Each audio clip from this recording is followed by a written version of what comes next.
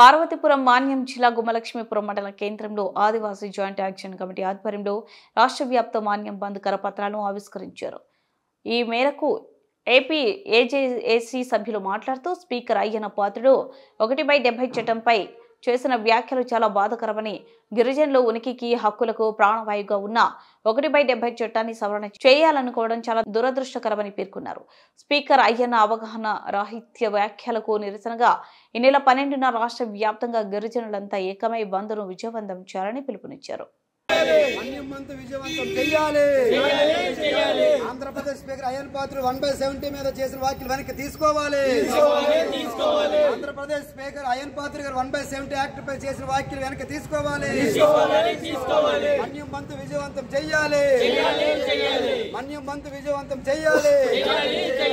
మన్యం బంద్ 12వ తారీఖున విజయవంతం చేయాలి.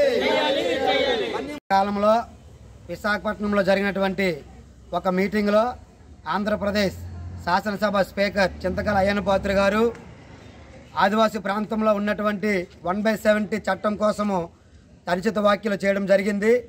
ఈ యొక్క చట్టాన్ని సవరణ చేస్తే అభివృద్ధి అనేది చాలా ఇంకా బాగుంటుందని చెప్పారు.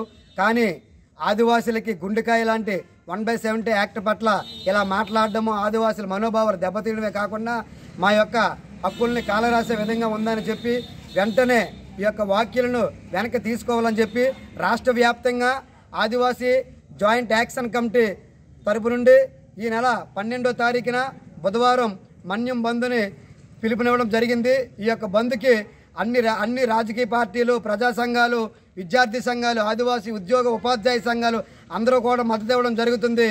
కాబట్టి ప్రతి ఒక్కరు కూడా ఈ బంద్లో పాల్గొని విజయవంతం చేస్తారని చెప్పి కోరుచున్నాం.